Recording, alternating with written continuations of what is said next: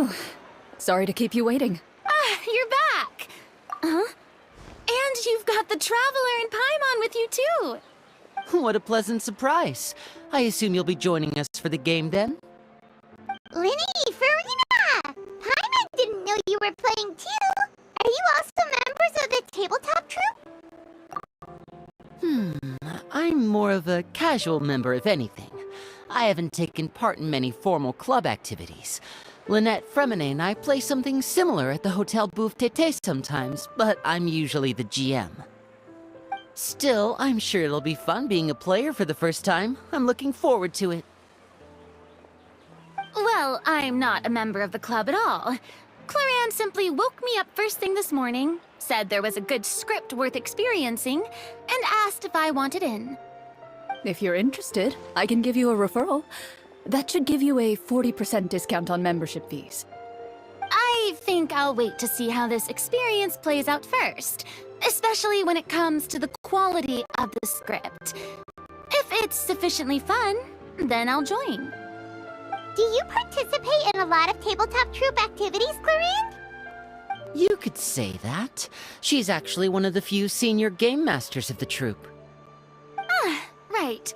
I knew about that even when she was still my subordinate.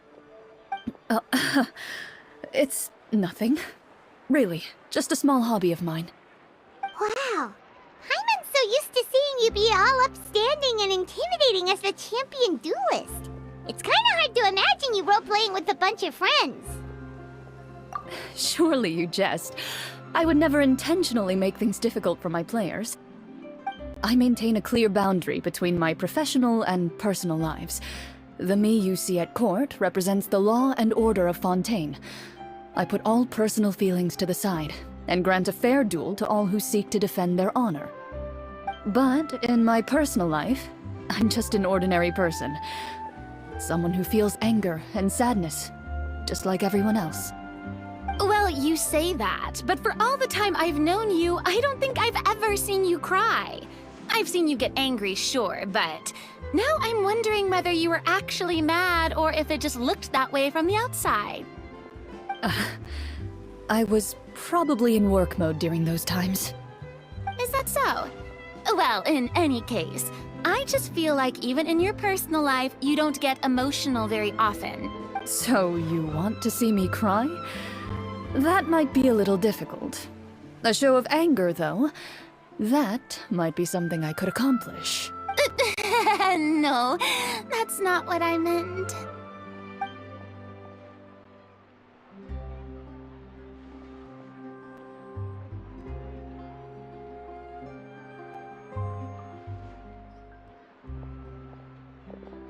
Ah, I'm back! Here, allow me to introduce you to the script manager, Mr. Florian. Pleasure to meet you all. Hello? Wait, are you a champion duelist too, Mr. Florian? Oh, no. This is just the costume provided by the club. I occasionally play a few of the roles in my scripts. That sounds like a lot of work. It's nothing. It's the least we can do to give the players a more immersive experience. Anyway, allow me to give you a brief introduction of the script. This script was adapted from the real history of the Marashose hunters. You all will play the role of hunters from a bygone era and resolve a series of events unfolding in the capital.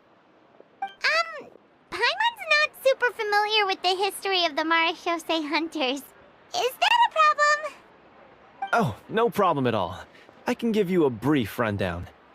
So, basically, Marashose hunters were people who dedicated themselves to hunting monsters and protecting the city by using a special swordsmanship technique passed down over generations. Their story can be traced back to the ancient Remurian dynasty, as well as the first hunter, Cassiodor. But I'll leave the finer details for you to seek out and discover later. Mm-hmm. And I'll provide additional commentary as the story progresses. In that case, brave hunters, are you ready to set out on an unknown adventure?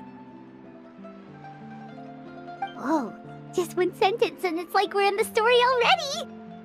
Aha, I see many a determined gaze before me. Very well, head over to this location and begin your heroic journey. So, as we follow the story, it leads us to specific scenes? Ooh, sounds pretty innovative. What does the message in the envelope say? It's the exact location of the scene, as well as the formal permission to use the venue. Huh, seems like they have everything prepared. Please check all your belongings, everyone, and make sure you haven't forgotten anything. Once you're ready, please follow me to the designated location. Sounds good. Hunter Squad, move out!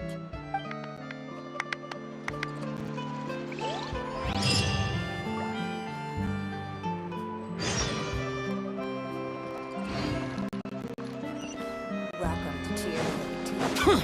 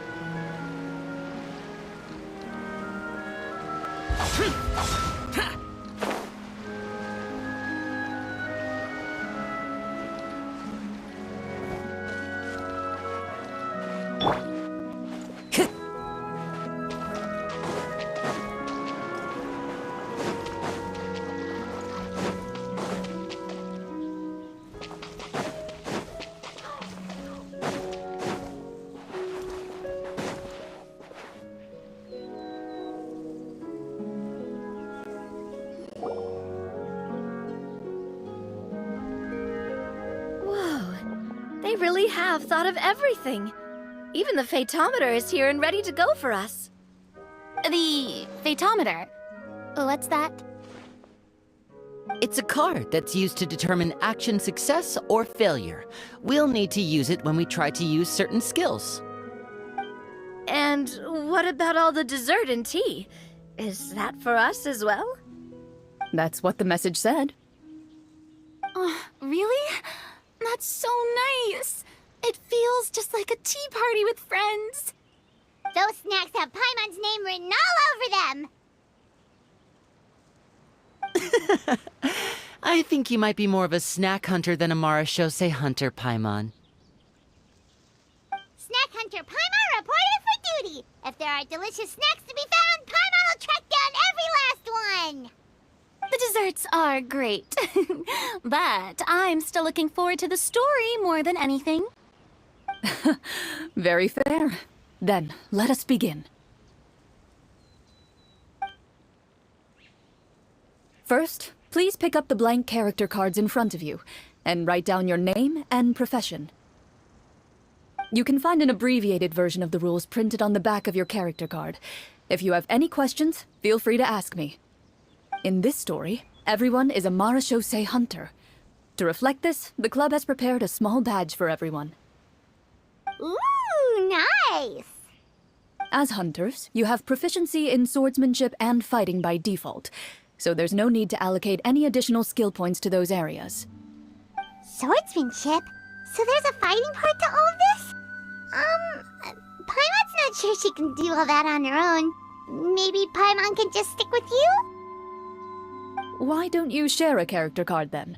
The Traveler will be the Marashose hunter, and you can be her little floating assistant. Kinda like in real life. So, for the name, do I fill it out with the name of my character? Yep. It can be any name you like. You can use your real name too if you want. I do that whenever I get too lazy to think of a new name. Oh, so it would be like experiencing a different life, but still as yourself. That's not a bad idea. In that case, I think I'll continue. Next up is the skill sheet. You have a limited amount of skill points that you can use to learn a number of skills. The more points you invest in a particular skill, the easier it will be to pass associated checks. I'll take persuasion and investigation. Those are must-haves when it comes to missions like these. Oh, those skills sound like they'd be useful for gathering intelligence. Good idea, Navia. Just as expected of a veteran player. So should we also take those skills then? Not necessarily. Since we're working together as a team, we could leave the negotiations to Navia and use our skill points to pick up other useful skills. For example, I think I'll take stealth and sleight of hand. That will give us more options if we run into any situations we can't negotiate our way out of. Oh, interesting. I wasn't thinking about it like that. I suppose it's not so different from an acting troupe. Everyone has their own role to play. Let me see. I'll take arts and performance. I'm not quite sure what use they'll be, but I'm not as knowledgeable about the other skills, and I am not too confident I'd be able to roleplay them well. Well, that leaves us. What do you want to learn, Traveler?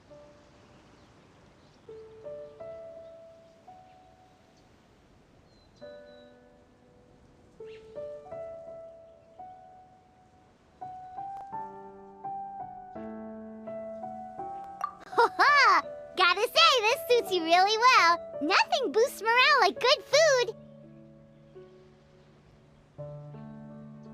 Ooh, so you want to help people when they're... So what do you think? Are you sure you want to learn these two skills? Let's see.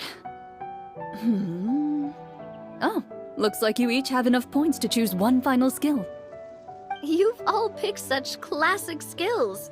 It's fine to go a little bit out of the box, you know. Why do I get the feeling she's getting ready to cause trouble? For example, this one here. Summon. Doesn't it sound super mysterious and cool? Oh, I saw that one just now as well. The description says, this skill can be used under certain circumstances to summon characters or creatures that fit the script's world-building rules. The script's world-building rules, huh? But how are we supposed to know what a Marashose hunter can summon? Oh, that's not for us to worry about, my friend. Just learn the skills that interest you, and the GM will take care of the rest. Alright, you've convinced Paimon. Let's learn summon then. Paimon can't wait to see what kind of thing shows up. Well, now that everyone's more or less finished creating their characters, we can begin. Since 2 of our players are doing this for the first time, though, let me ask. Would you like to play on easy mode or authentic mode? What's the difference between the two? Well, in role-playing games, the story sometimes changes based on the decisions of the players and the results of the Fatometer.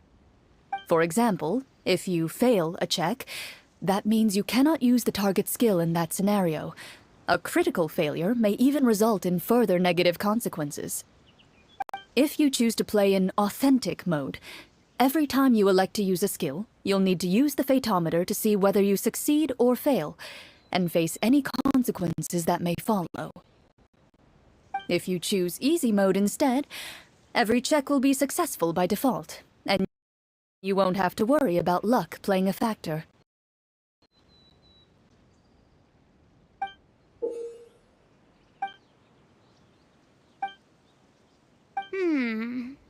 Given that I'd like to focus on the story, I suppose I should pick easy mode. I'd feel bad if I brought the team down by failing my checks. Huh? Oh, come on. Don't worry about that. RNG is the lifeblood of role-playing games.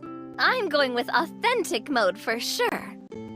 Never knowing what you might have to overcome. Ugh, doesn't that sound exciting?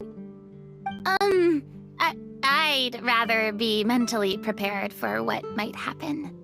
All right, then I'll mark down Farina for easy mode. All her checks will be successful by default. As usual, Navia and Linny will play on authentic mode. What about you, dear partner? How would you like to play? Are you sure? No need to worry about the pesky Fatometer. Pretty good choice if you just want to relax and play the game. Honestly, I don't think Clorinde would make things too difficult for us no matter what the Fatometer says. Isn't that right, Clorinde? No promises. That wasn't super reassuring. Well, anyway, enough talk. Let's get started. I want to experience at least a good chunk of the story today. Speaking of the story, why is the beginning scene on a beach? Well, that's because... A long time ago, back when human civilization was still in its infancy, powerful demons and evil sorcerers ruled over the land. They created a host of monsters and sent them to slaughter all humans in existence. Soon, a group of human rebels banded together. With their swords raised, they swore to brave the darkness, and in doing so, subdue each and every monster that sought their destruction. They became known as the Marashose Hunters.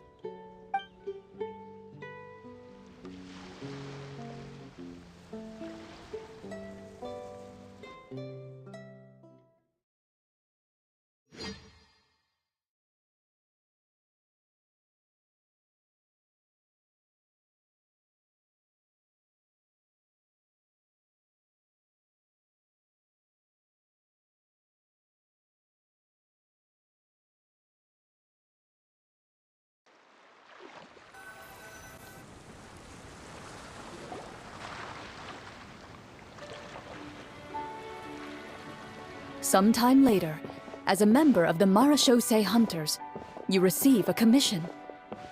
Following the address provided on the message, you take a boat and arrive at this strange city. As you inhale, you can taste the slightly salty air of the docks as you begin to survey your surroundings. There aren't many people in the vicinity, but you do take note of a few others who, like you, seem to be sizing up this place.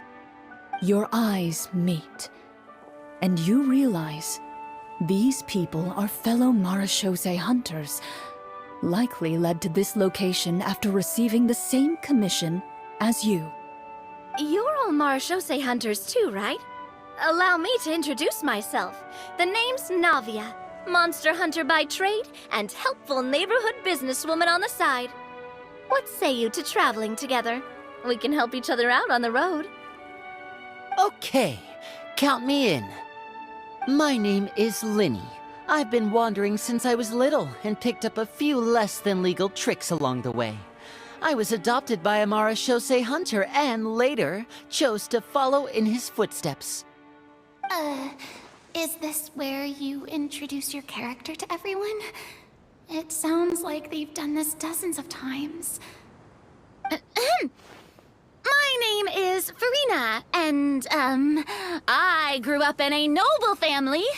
I always had a strong interest in performance and the arts. Even though I'm a marechaussee hunter, what I really want is to be a performing artiste. Hey, that's really cool. You can do it, Farina. That's exactly how it's done. Paimon is Paimon, a good friend and companion to this marechaussee hunter right here.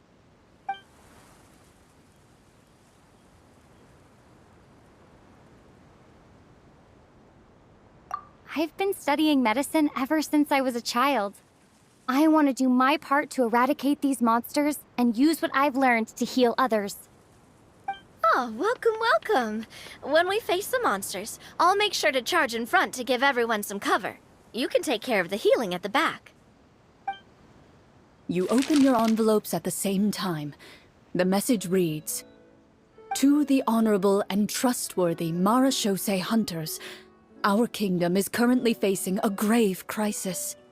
The lands outside the capital have been overtaken by monsters, and our people are being led astray by forces of wickedness.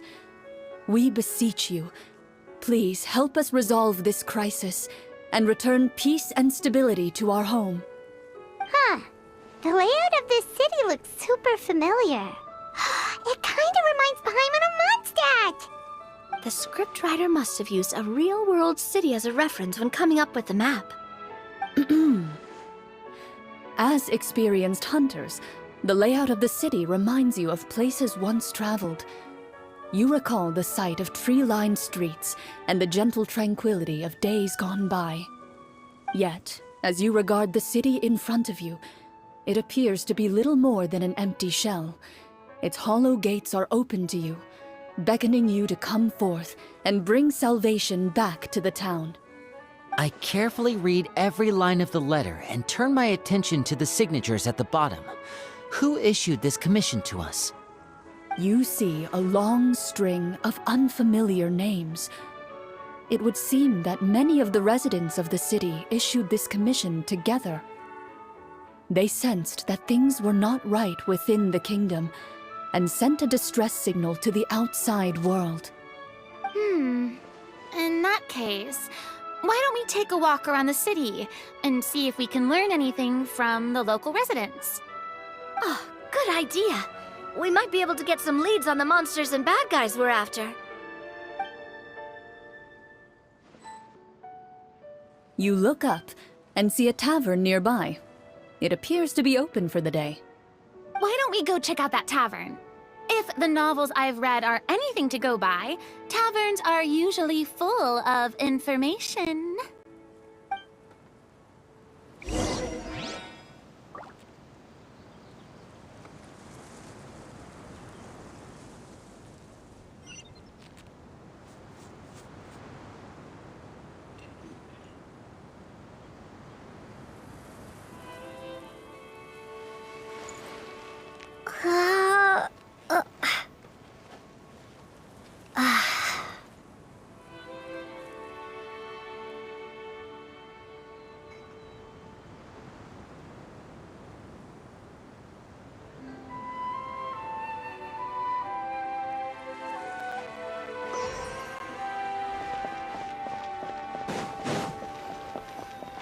As you approach the tavern, you find a plainly dressed woman standing nearby.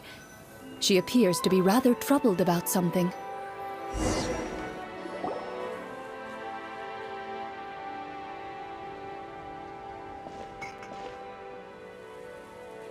Greetings, friend.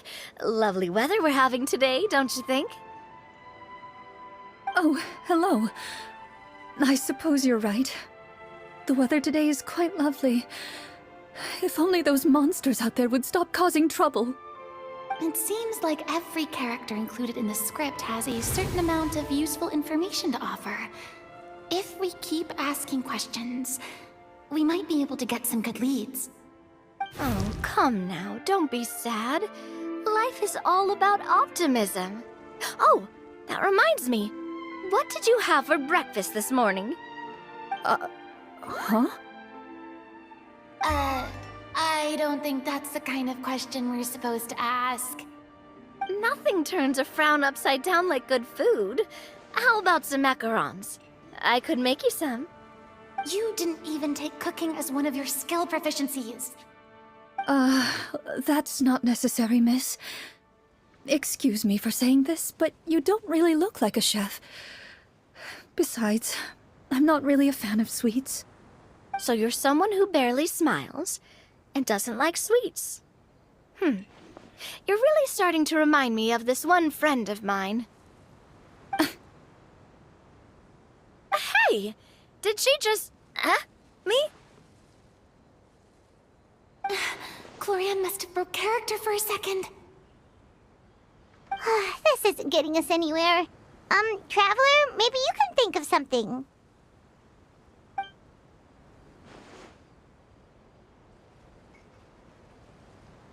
Are you sure?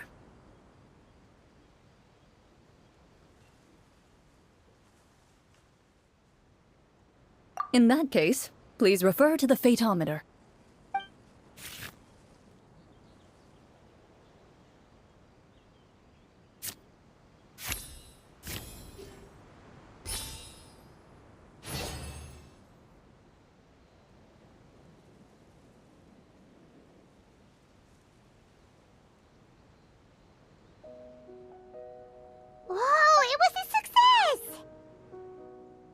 You remain silent as you prepare a pot and fire to use for cooking.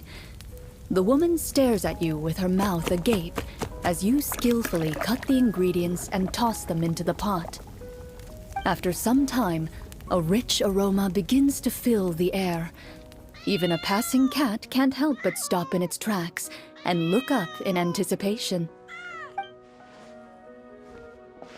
Please have some food. Who knows? Maybe you'll feel better after eating something delicious. Whoa, that's amazing.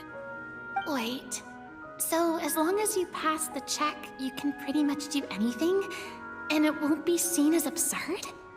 Oh, thank you. You were right. This food really did make me feel better. So, what had you so worried earlier? Could you tell us a bit more about it? Okay, let me fill you in. A horde of monsters suddenly appeared near the capital recently, so all the guards were dispatched to fight them.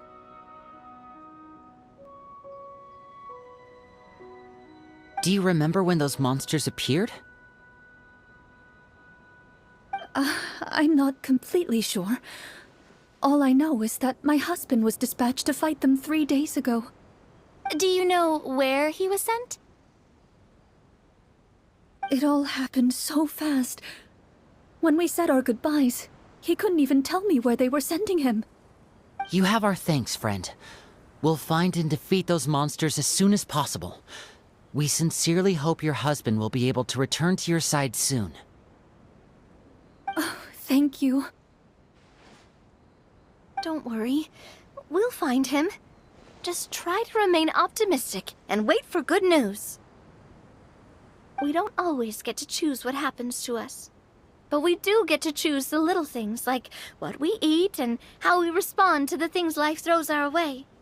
I hope that one day, you too will recognize the power of something as small and inconsequential as a delicious dessert. I'll do my best. You bid farewell to the woman, and continue your journey further into the city.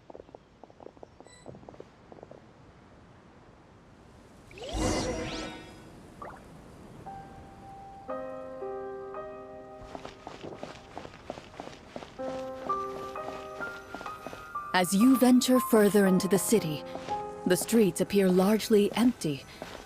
An elderly woman walks past. You see her shake her head as she puts away her wrinkled wallet. A nearby merchant folds his arms and gives you a disdainful look. You get the impression that he's someone who has long gotten used to the sight before him.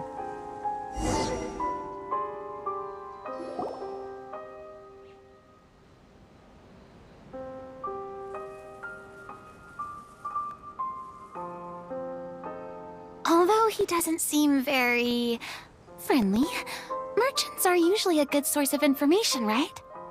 Pardon me, sir. I'd like to ask a question if I may. That depends. How much are you willing to pay? How about this much? Gah, what do you take me for? Some lowly beggar? You can't even buy half an onion with that amount. Surely an onion can't be that expensive, right? What do you know? War's nearly upon us. Everything costs several times what it did before. If you're not gonna buy anything, then scram. Whoa, what a nasty guy. Maybe we shouldn't even bother talking to him. But he still might have information we need. Traveler, can you think of something?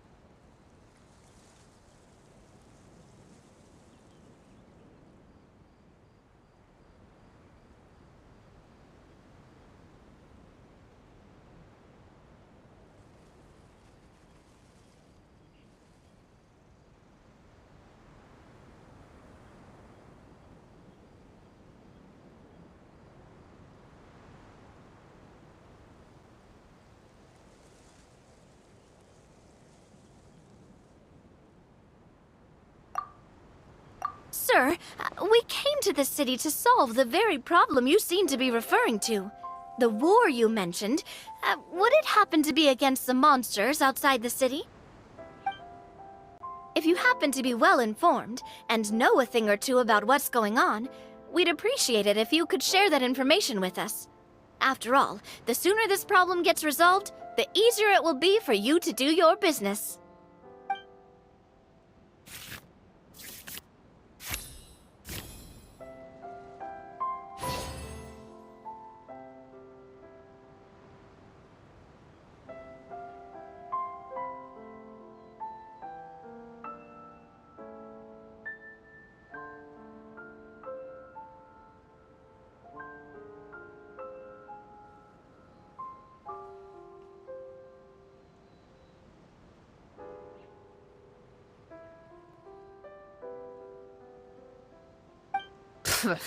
Well, things are basically as you said, young lady.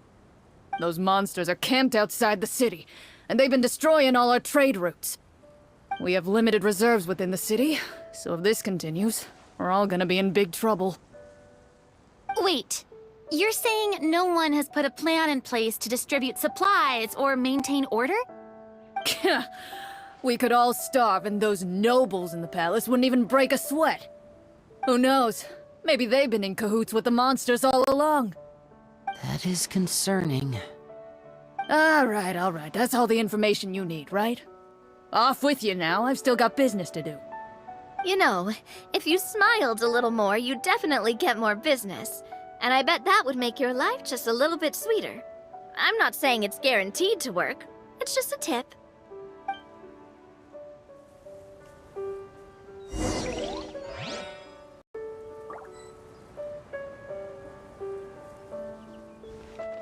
Should we try to go somewhere with more people? Oh, how about the city square? Follow me. Before you lies the city's central square.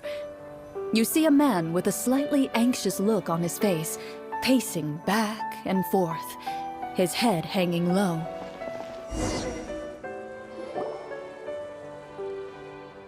He doesn't seem to notice your approach. Still immersed in his own thoughts, he shakes his head and lets out a long sigh. This guy seems promising enough. Maybe I can get some information out of him. Hello, sir. Is there anything I can do to help you? Wait, you're... Oh, dear goodness! You're a Marashose hunter! You recognize us? Ah, are you one of the people who wrote the commission letter? Yes! Oh, I didn't expect you to actually come! Oh, what great news! The city is saved! What happened here? Alas, we once lived comfortable, carefree lives. This city used to be free of monsters. The first Marashose hunter, Casiodor, the Golden Hunter, he was the one who drove them back. However, monsters have once again surrounded the city.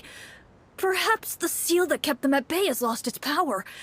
Or perhaps an evil sorcerer has been meddling in our affairs. All I know for sure is that their return has stripped the city of any chance at peace. Are there not enough soldiers to drive them out? It's not a question of numbers. The guards simply have no idea how to deal with them. Most people my age have never even seen one of the monsters, much less been trained to fight against them. What's worse, many of us don't even know the history of the Marashose hunters anymore. When I was a child, though, my grandfather would tell me stories about how the Marashose hunters drove back the monsters. So, on the off chance that something might come of it, I decided to reach out to you. To be perfectly honest, I was starting to think all those stories were just tall tales. But now that I've seen you in person, I finally know that it was true! Well, you can rest easy, friend. The righteous and formidable Marashose hunters are on the case. The man is touched by your determination and resolve. His eyes begin to well with tears of relief. Still, If we are going to hunt the monsters, we need to know where to find them. Can you give us any leads? All I know is that the area outside the city is dangerous. I'm afraid I can't point you toward a specific location. Oh, although, if you leave the capital through the main gate and follow the road, you should run into a group of guards. They might know more about where to find the monsters. I see. We'll go look for them then. All right, be careful. Oh, and one last thing. The monsters outside the city are just part of the problem. There are evil sorcerers inside the city as well, so be on your guard. They're actively working with the monsters, and have corrupted the court ministers with malicious magic. They're the reason why, even inside the city, everything has been a giant mess. Even one of our kindest ministers has turned into a boorish and unreasonable figure, interested in nothing but enacting laws that exploit the people. Who knows how much longer we'll be able to go on like this. Talk about being stuck between a rock and a hard place. I feel bad for him. Maybe we should try to cheer him up?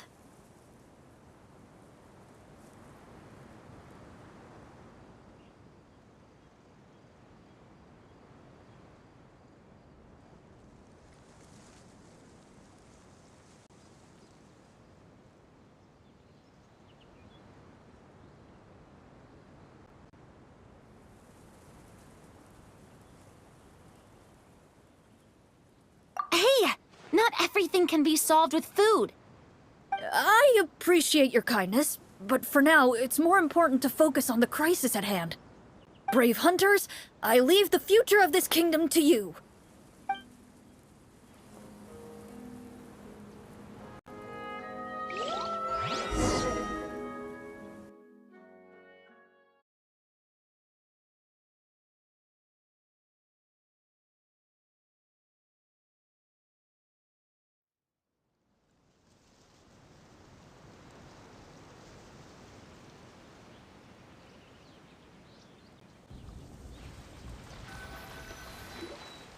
If I understood correctly, there are currently 2 problems in the kingdom that need solving, right?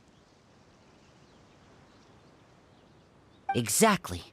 We need to defeat the monsters outside the city and take down the evil sorcerer stirring up trouble from within. But which problem should we tackle first? Well, this seems like a good moment for a break. Take some time and discuss what you want to do. Let me know when you've made your decision. I really didn't expect the people in the city to keep us at arm's length like that. I totally thought the hunters would be treated like heroes. Well, Clorinde said the script took cues from the real history of Fontaine, right? Maybe the real-life Marachose hunters were also treated like that. I wouldn't say it's a perfect representation of history, but there are definitely some similarities. Would you like to hear more about it? Sure. As long as it doesn't spoil anything in the script. You brought up bits and pieces of the hunter's history before, but it was all in passing. Paimon wants to know too! The hunters were super powerful, right? Were they all from a special line of supernatural beings or something? Kinda like the yokai in Inazuma? No. All Marachose hunters were ordinary mortal fighters. The only thing that set them apart were the special sword techniques passed down over the centuries. Huh? So you mean anyone could become a Marachose hunter? In theory, yes. All you would need to do is survive the rigorous training and master the swordsmanship techniques required to fight the monsters. Still, most people dropped out at the early stages, and others called it quits the minute they saw a monster in person. To become a hunter, you must be strong in both body and mind. What kind of monsters did the hunters fight exactly? Oh, and the evil sorcerer the script mentions. Did they exist in real life too? The land of Fontaine once played host to an ancient dynasty known as Remuria. After that dynasty fell, monsters began to appear, intent on obstructing humans from establishing a new social order. One of the ancient sorcerers of Remuria used his power to assemble a formidable army of golems. He sought to use that force to establish himself as king. Now, wait a second. Don't tell me that guy was the inspiration for the evil sorcerer in the script. We still haven't found any in-game information on him yet. So, why don't you talk about someone else for now? Well, I wasn't planning on going into anything you might be able to find out in the game. But if you want me to talk about something else, then... How about Casiodor, the Golden Hunter? Or Egeria, the ex-Hydro Archon? Wait, but those people are all from a super long time ago. Where did you learn all this, Clorinde? From my master. Huh. By master, you mean Miss Petronia? Someone you know? Absolutely. Miss Petronia and my father were good friends. Back in the day, she would often bring Clorinde over to play, but then... Let's not get off topic. Anyway, back to what I was saying. Responding to Egeria's call, a number of warriors followed Casiodor into battle against the monsters. This group of warriors, under Casiodor's leadership, became known as the Marechaussee Hunters. Yet, as Fontaine entered an era of peace, their work gradually became obsolete. The Marechaussee Phantom, originally an association made up of hunters, eventually came to be predominantly comprised of Melusines. Ah, I see. That explains why most of the people in the script have forgotten the hunters or think of them as nothing more than a legend. Is that really a bad thing, though? It can get tough always being the one shouldering everyone's expectations. Depends on who you ask, I suppose. If the name of the organization no longer commands respect, investigative work is bound to suffer. Speaking of investigations, which problem should we tackle first? Monsters or evil sorcerer? I vote monsters. That's the main duty of the hunters, right? We can come back to the sorcerer later. Well said, Miss Farina. Plus, if the sorcerers really are the masterminds behind this whole thing, defeating the monsters could give us some clues on their intentions as well. What about you, partner? What do you think?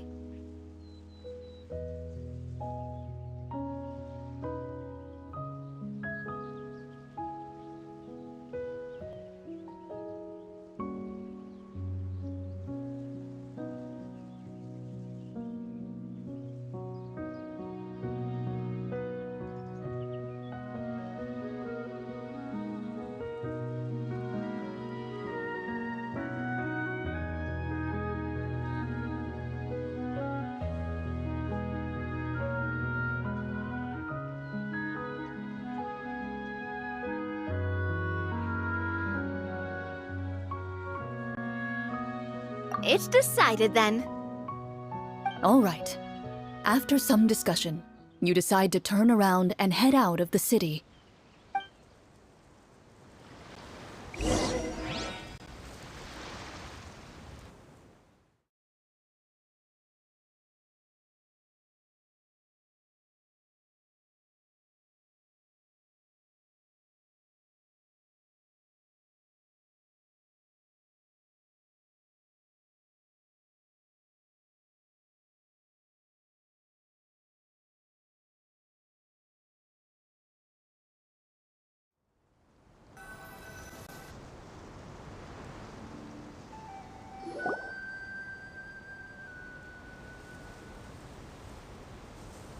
Let's take a look around, like that guy said.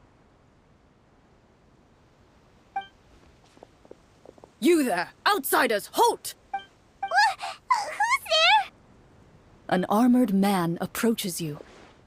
He has a tall, muscular build and a determined expression in his eyes.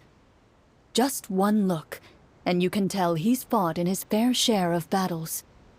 Although he's trying his best to conceal his current state, his uneven gait and the sweat dripping down his forehead make it obvious that he's been wounded and is in serious pain. I'm the captain of the guard. I saw you sneaking around the city earlier, so I'll only ask this once. State your purpose, or it's off to the dungeons for the lot of you. Wow, it's been a while since someone's been this suspicious of us. I said talk, not whisper between yourselves. Have you ever heard of the Marchese Hunters? Marachose hunters? Ha! That fairy tale, you mean? What, do you expect me to believe you're one of them?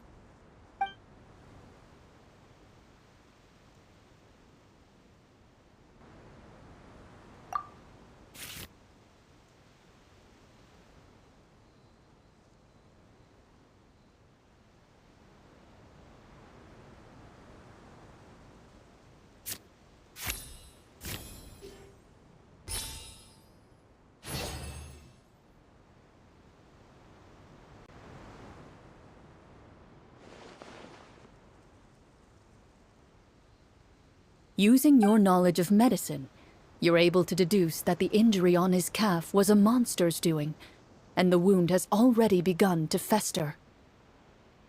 As you check him over, he looks at you with suspicion and retracts his injured leg further back. I'm a doctor by trade. Please let me redress your wound. You don't have to suffer like this.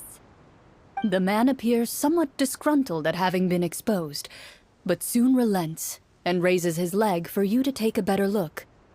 He allows you to apply a poultice of specialized medicine to the wound, and it appears to bring him much relief. The tension in his brow eases. All right. Guess you lot might actually be real Marachose hunters after all. In any case, you've successfully treated my wound. So, what do you want to know? Do you know where we can find the monsters, or the other guards who are fighting them? He informs you of the various locations where monsters have appeared. He looks in that general direction with a pained gaze, as if a thin, invisible thread is pulling on his wound. Some of our new recruits have never even dealt with a petty thief, and now they're out there fighting monsters. If it weren't for this cursed leg. Oh, please, sir.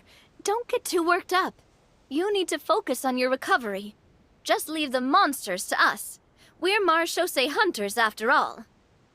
Hearing you say that, a glimmer of hope flashes in his eyes.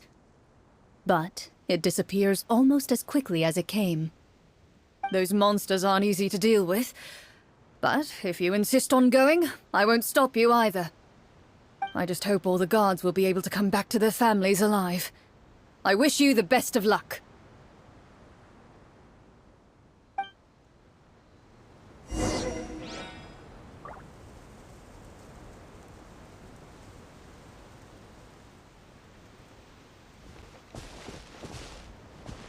Based on what the captain said, the monster should be right up ahead.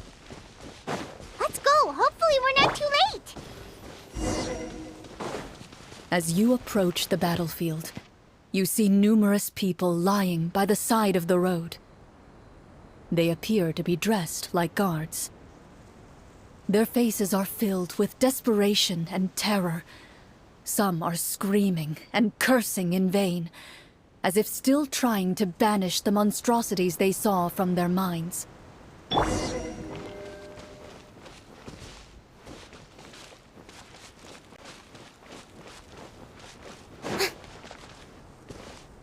A few of the wounded look up at you in shock and disbelief. Quick, leave this place. Turn around and don't look back, they yell.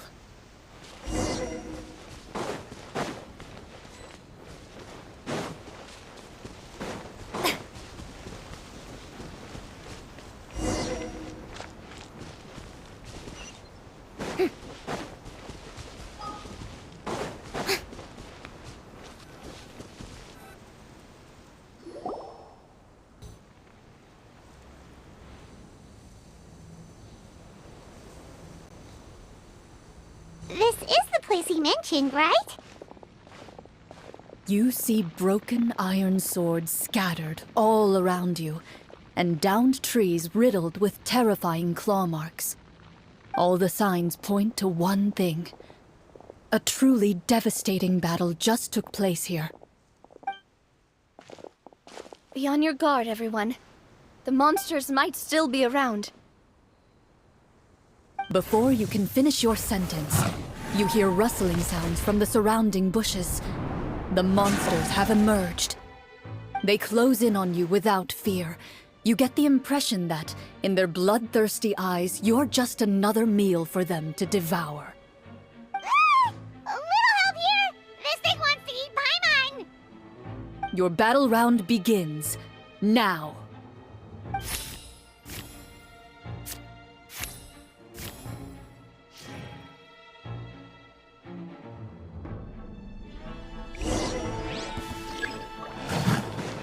Strike a pose! Time to shine! And voila! A round of applause! The next battle round begins now.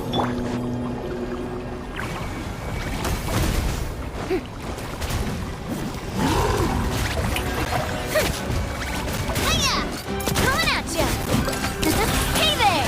A proper send-off from the Spina with love.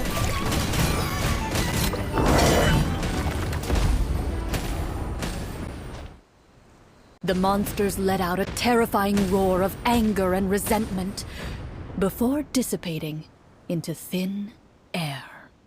Ugh, thank goodness it's over. We're lucky the Marashose Hunter class came with all those preset skill points. Otherwise, we would have been in some real trouble. I never knew the Fatometer even determines the amount of damage you inflict. If you get unlucky, isn't it just game over right then and there? That's part of the fun. The uncertainty of fate is what gives these games their appeal. Just as you begin to celebrate your victory, a suspicious lump on the ground catches your attention. A suspicious lump. Wait, could it be the thing that appears after every battle? I walk up to it, crouch down, and begin to carefully examine it. I've still got my right glove on, so it should be fine for me to touch it, right? As you investigate the mound, you discover that the exposed portion appears to be made of wood. It was previously obscured by the large form of the monsters. With the monsters gone, the small protrusion now awaits your discovery, poking out of the ground like a shy flower bud. Whoa, it's a treasure chest!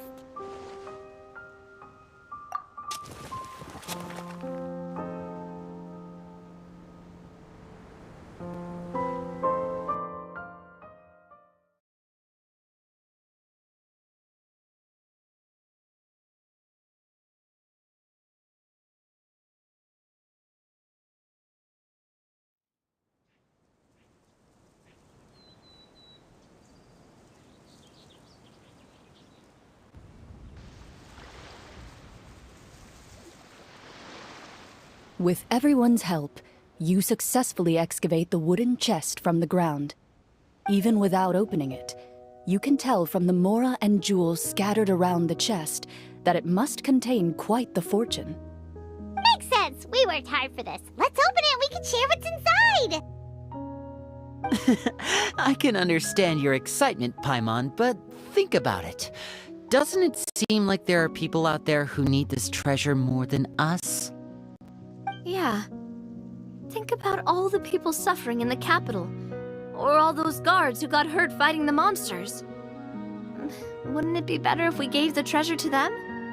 Wait, is that how it works? Paimon thought since we were the ones to dig it up, we could just take it for ourselves. Well, let's put it this way. Any decision you make during a role-playing game can impact the future course of the story. But would the people really believe us? It's hard enough for us to prove we're Marashose hunters. What if they think we procured the treasure illegally? They might get even more suspicious of us. That's definitely something we should consider. Maybe we can come up with an explanation in advance. Well, if donating it could cause that much trouble, why don't we use it to buy some gear and fill up on good food? Then we'll be ready to fight even more bad guys. Looks like you're facing a difficult choice once again. Well, it's getting late. Why don't we call it a day for now? Wow, where did the time go? I'm not sure if it's because I'm having so much fun with you all, or because the story is particularly enticing, but I feel like I could almost keep going. Here, here. Ooh, how about we play through the night? I'm not sure I'll have enough energy for that. Yeah, that won't work for me either. Lynette will give me an earful if I get home too late. I understand how you feel, Nadia. We have to change venues for the next part of the story anyway. Huh? Another location? Mm-hmm. There's a special note for the GM at the end of this section that says to proceed to an indoor set for the next part of the script. Whoa, they really pulled out all the stops for this new script. Well, even if we end the game for the day, we can still stay a little longer and hear Clorinde finish her story, right? Paimon wants to hear more about the history of the Hunters. Something tells me you just want to finish the free desserts before we break for the day. That's just a coincidence, okay? Besides, to Paimon, not finishing free food feels even worse than having to buy her own. And anyway, Paimon really does want to hear more about Clorinde's master. Well...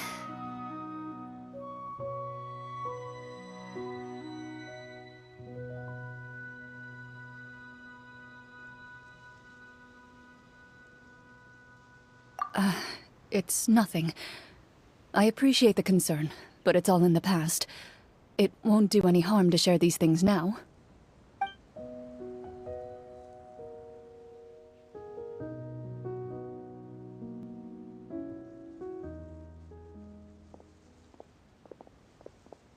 My earliest memories are of living with Master. According to her, she saved me from certain people of ill repute. My birth parents had left me behind some time before that. What a heavy beginning for a life story. Master was a fascinating individual, if inexperienced in the ways of raising children. My first ever toy was a short sword. Although I suppose it wasn't so much a toy as something Master removed from her waist and handed to a noisy child in need of distraction. Oh, wait, so she handed an actual sword to a child? Isn't that dangerous? Did you hurt yourself? Of course I did. I cut my palm and bled quite a lot. But Master was not concerned. She just stood there and casually lectured me about it. See, that's what you get for not holding the sword properly, she told me. She then crouched down next to me and said, "Give me your hand. I'll teach you to bandage this wound. After that, it's time to learn how to truly hold a blade." Excuse me for asking this, Clorinde, but how old were you exactly when all this happened? Probably around, 3, give or take. 3? Isn't that when most kids are still struggling to hold a fork? As I said, Master was rather inexperienced in the ways of raising children. She believed trial and error was the best way to teach a child what they're capable of. I'm not so sure this is a question of experience. I didn't see anything wrong with her ways at the time. And anyway, children don't get to choose how they're raised. Oh, she did bring me back a pet from Liyue once. It was a Geovishap hatchling. A Geovishap hatchling? For a pet? That seems even more dangerous. What she said was this: make sure to get along, you two. If you really can't agree on something, just settle it with a fight. Whoever loses is the real pet. And how old were you when this happened? 5. Well, did you win? No, I lost. So you're saying you actually became the Geovishap's pet? Yes, but only for a week. By the end of that week, I defeated it in combat, and we've shared a cordial relationship ever since. That really doesn't sound like the kind of childhood someone should have. Later on, I gradually understood that Master most likely didn't know any other way to raise a child. She was a Marashosei hunter, but I never heard her bring up her own parents. Thanks to her, I learned how to navigate the forest by the age of 6, and even though the training she subjected me to was strict, she always made sure to take me traveling when she had the time. We met many of her friends during those days. That was also how I met Mr. Callis and his family. I still remember the first time we met. You were too scared to join our picnic and hid behind Ms. Petronia the whole time.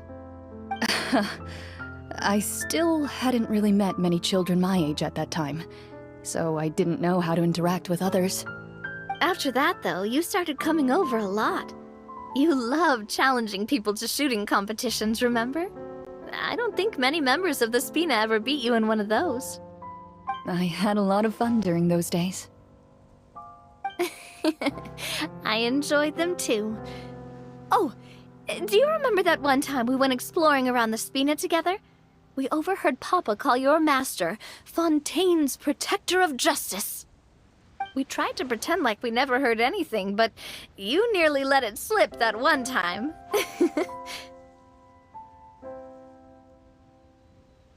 Protector of Justice. Oh, wait, you mean that vigilante hero from 20 years ago?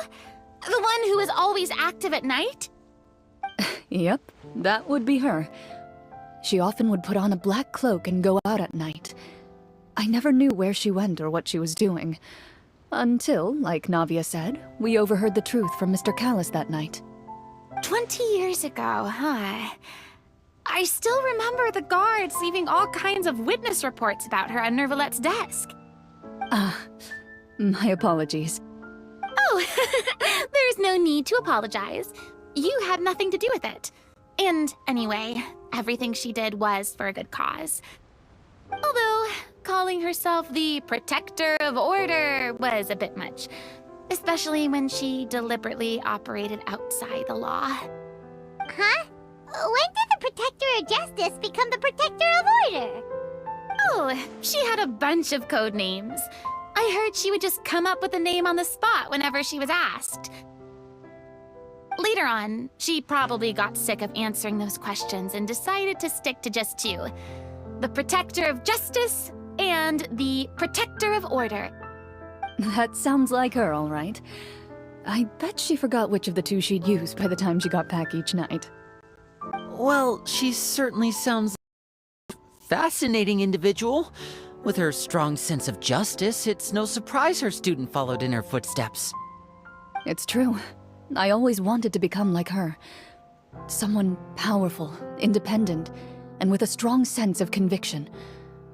But...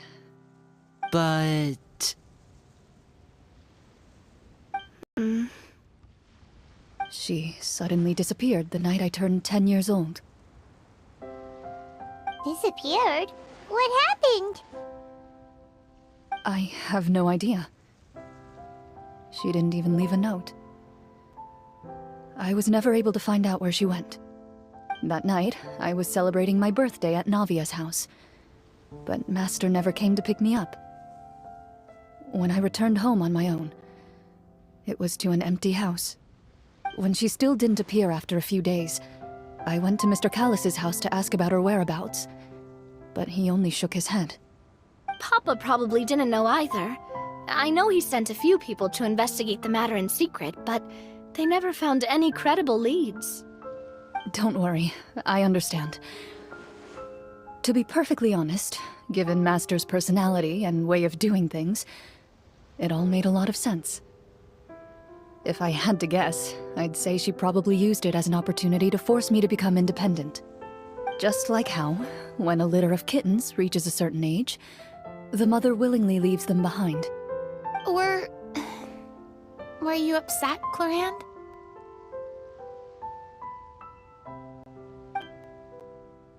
I was at first, but not anymore. I don't believe Master would suddenly disappear for no reason. There must have been something she just had to do. Well, despite everything, you still managed to follow in her footsteps and become the greatest champion duelist in all of Fontaine. You're practically a living symbol of law and justice. I suspect my position would be far too by the books for her. Master always did whatever she pleased. But you're right. I suppose I do take after her in some ways. Who knew Clorinde had such an interesting past? I never had the chance to ask her about it before. I wonder... if Clorinde's master were the champion duelist back then, would that duel against Mr. Callus have gone differently? Oh no. Judging by the atmosphere, Clorinde and Navi are probably thinking something similar. The mood just got super awkward all of a sudden. Well, anyway... would you look at the time? It's getting dark, so we should probably call it a day for real this time. If we keep talking like this, we really will be here all night. I had a great time today, Miss Clorinde. Thank you for being our GM. Anytime. The script was good, but I've got to say, your childhood stories were even better. Hey, you should tell us more about that fight against the Geo-Bishop sometime. Maybe your master was onto something. You could be right. What does she mean, onto something? I certainly don't know any 5-year-olds who want to fight a bishop in their spare time. Guess I'll head back as well. I need to save my energy if I want to continue enjoying the story tomorrow. You're that excited to hear about my fight with the bishop? I was talking about the script.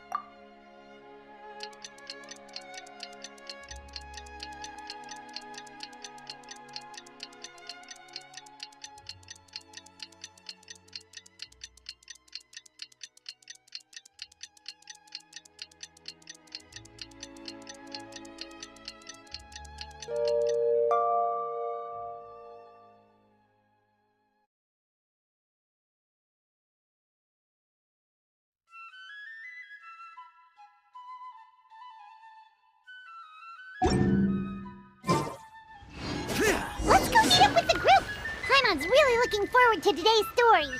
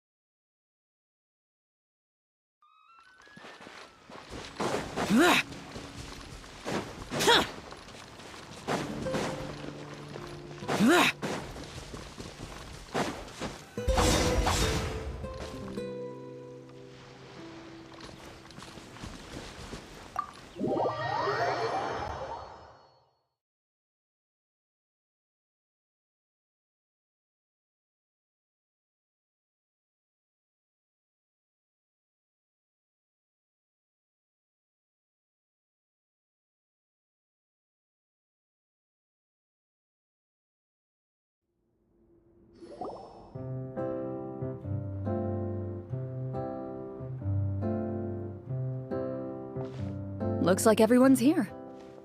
Now, before we begin, why don't we finish where we left off yesterday? There was an important decision to be made, yes?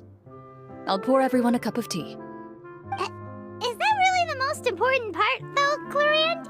Paimon's more concerned about our current surroundings. Heavy walls, cold railings, dim lights. This is obviously supposed to be a prison.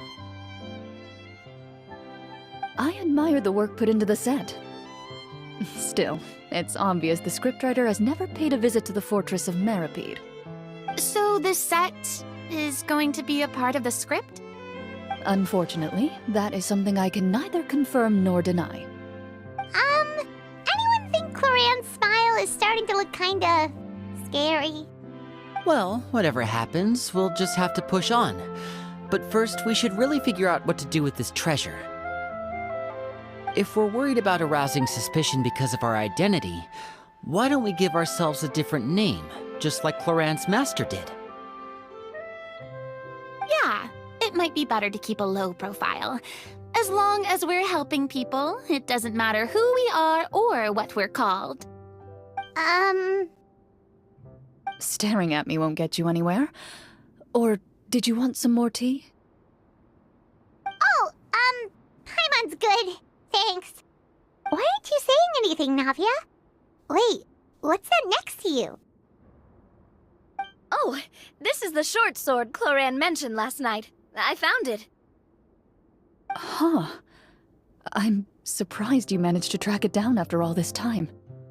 Well, I made sure to take good care of it, considering the circumstances in which you gave it to me. Of course I had to keep it safe. Anyway, where were we? Oh, right.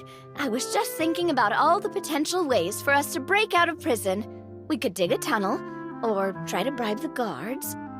Wait, we haven't been thrown into prison yet, have we? Well, it's only a matter of time. It pays to be prepared.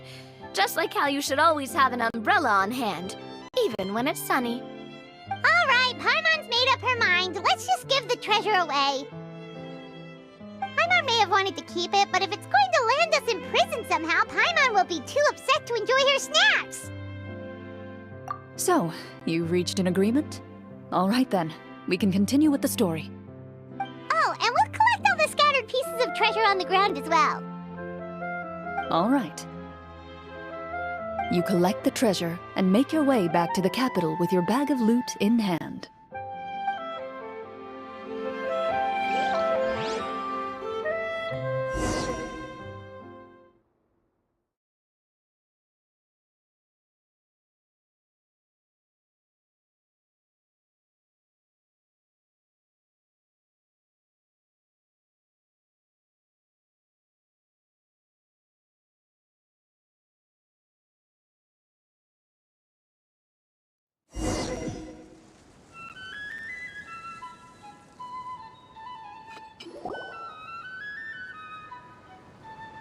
The city is still shrouded in a gloomy, oppressive atmosphere, but your spirits are surprisingly high. In places where sunlight struggles to reach, you generously share your wealth with the children, the elderly, and the poor in urgent need of help. Thank you, kind soul. The elderly woman's look of gratitude follows you as you walk away, her eyes never leaving your back until you move entirely out of sight.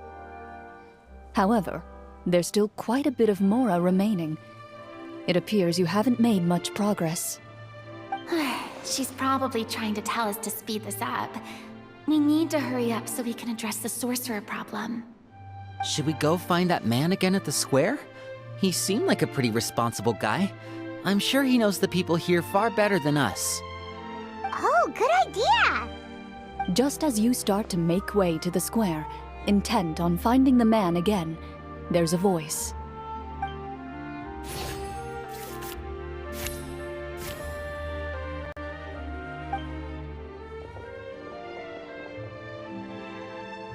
Please wait, distinguished guests. Several strange guards suddenly call out to you. They run forward to meet you and proceed to politely pay their respects. Greetings, gentlemen. Are we being invited for afternoon tea? Surely you jest, my lady. That would not be our place. It is His Excellency the King who requests to meet with you. Please come with us.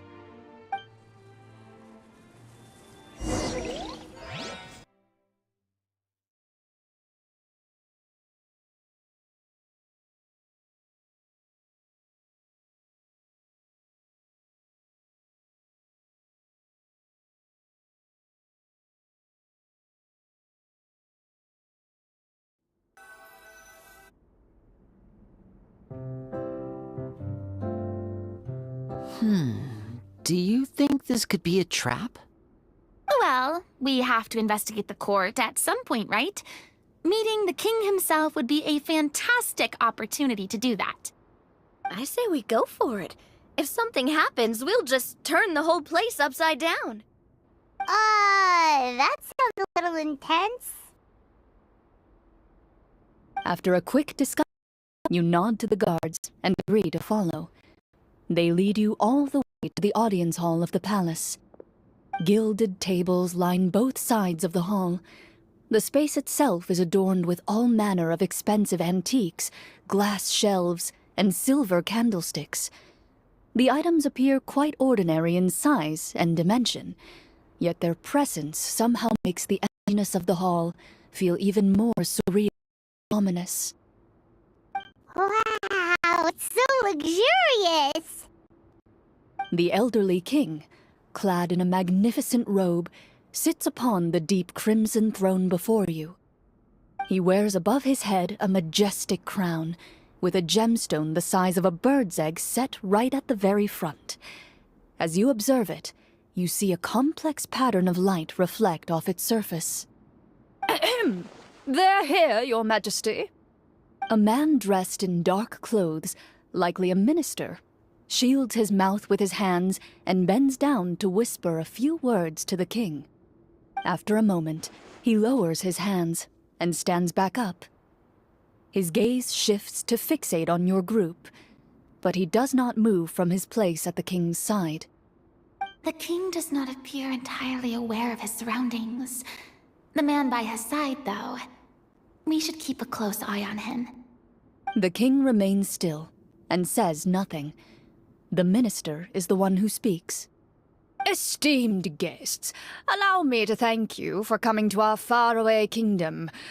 Unfortunately, His Majesty the King finds himself quite exhausted from work. So please allow me, his Prime Minister, to welcome you in his stead. I've heard tell that your group, the Marechaussee Hunters, used your exceptional ability with the sword to repel the monsters near the capital. Such a great deed deserves to be rewarded. However, seeing that I was not fortunate enough to observe such a feat with my own eyes, you'll forgive me for seeking to verify the truth by speaking to you myself. Well, we've got nothing to hide. You brought us here to talk, right? So we'll just explain what happened.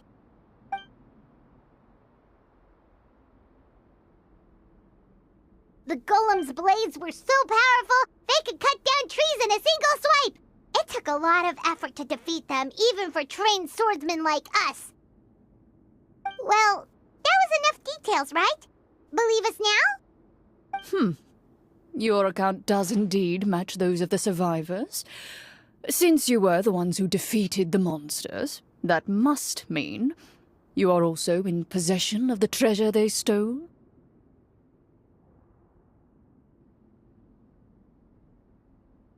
Well, we did take the treasure, but...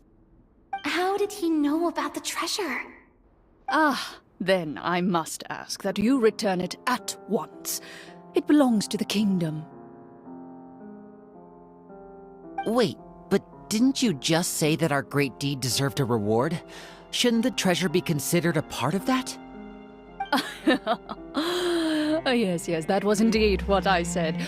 But you seem to have forgotten a very important distinction.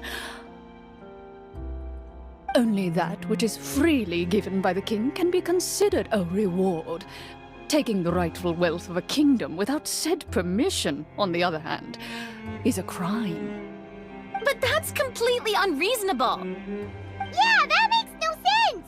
If it weren't for us, the treasure would still be buried underground somewhere! Maybe so, yet the fact remains. You tried to dispose of the treasure without reporting it to the court and without receiving permission, yes? What, no answer? Surely you're not insinuating that you, a group of legendary Marechaussee hunters, sought to take the treasure for yourselves? Well, what about the king? Is he just gonna let this guy talk for him the whole time? Clad in his magnificent robe, the king remains seated, with his hands resting on either side of the throne. His posture is rigid and unmoving.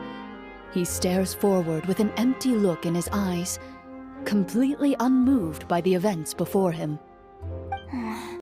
From the look of things, could the Prime Minister be the evil sorcerer? Or could both the king and the Prime Minister have fallen under the evil sorcerer's control? I would like to observe the number of guards stationed in the hall. The guards in the palace appear fully armed, their expressions solemn. Sensing the tense atmosphere in the room, they stand at the ready, each with a hand placed upon the hilt of their sword, as if prepared to draw their weapons and surround you at a moment's notice. Well, there goes my plan to turn the whole place upside down, I guess. It appears we've been visited by nothing more than a group of ill-intentioned imposters. What a pity. Guards, take them away and throw them in the dungeons. Before I decide your fate, however, I must first determine whether you have any accomplices outside the court. Can't we try to slip away? Or maybe start some kind of riot? But if we try to fight the guards right now... Don't worry. At least we figured out who's behind all this. Let's just play it by ear. If you're scared, Paimon, just hold my hand. Aw, thanks, you guys. You allow yourself to be led away by guards surrounding you on both sides. It's only when you begin to feel drops of water falling from the dungeon ceiling and smell the stench of death and decay all around you that you finally realize you've stepped into a completely different world. Stay here, and don't try anything funny. The guards lock the cell door and leave without looking back. Wait, sir!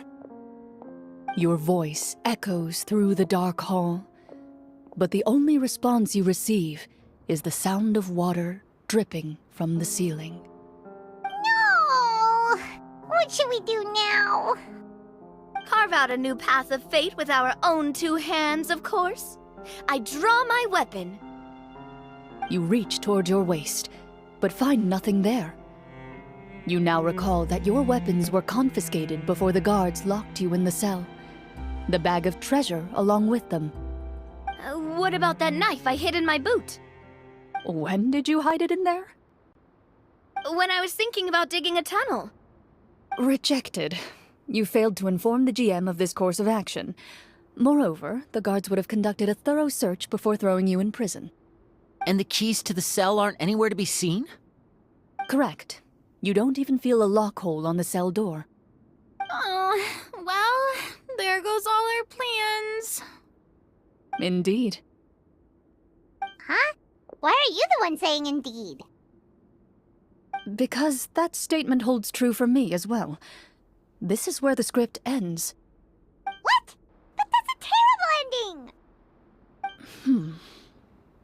Generally speaking, this should be the point where the scriptwriter gives the players some kind of hint, or gives the GM some kind of code for how to move forward. I mean, maybe they just really wanted us to be immersed in the feeling of being in prison? Like, they'll only show us the way out once we've grown truly and utterly desperate? That is a possibility. If only there were desserts and tea in real prison. Oh, wait, guess that's kind of how the Fortress of Meripede works if you're lucky. Oh, before I forget, Navia, the short sword you had with you earlier. I took a closer look, and the craftsmanship doesn't appear to resemble anything from this era. If I remember correctly, that style was last in vogue several hundred years ago. Wait, Clorinde said that sword used to belong to her master, right? Does that mean her master has been alive that long? I doubt it. The way she went about things often made her seem childish more than anything. I'd say the sword was most likely an heirloom passed down over time. Hang on. A precious heirloom passed down to you by your master. And you gave it to me just like that? You weren't worried I might lose it? Master left many things to me when she disappeared. There was the sword, an old key, and a good amount of junk she probably just didn't want to take with her. I gave you the sword back then, because I didn't want our friendship to end. Wait, when did this happen exactly? After the duel. Between Mr. Callis and myself. Before that, Clorinde would have meals with us and even stay over at the Spina some days. She was on great terms with Papa as well. After the duel, though, there was a period of time where we simply didn't know how to face each other. She entrusted this sword to me, and never came back. We were both sad, and conflicted, and totally overthinking everything as a result. Whenever I looked at this sword, I couldn't help but wonder, if Miss Petronia had never introduced us to each other at that picnic, maybe part of the sadness I was feeling could have been avoided. Back then, it felt like I hadn't just lost a father, but a close friend as well. No one can change the past. The most important thing is that you two found your way back to each other and can enjoy things like this together. Yep, you're right. I'm sorry, you two. I didn't mean to bring up any sad memories. Think nothing of it. No one here is at fault.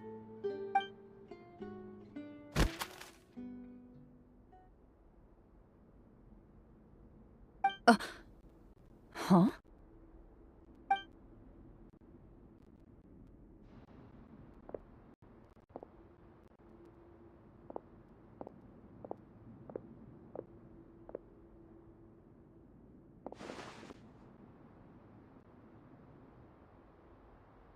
Oh, looks like the next part of our script is here. Perfect timing. The situation was really starting to get desperate. And not just because of the prison thing. From Clorinde's face, I really can't tell if it's good news or bad news.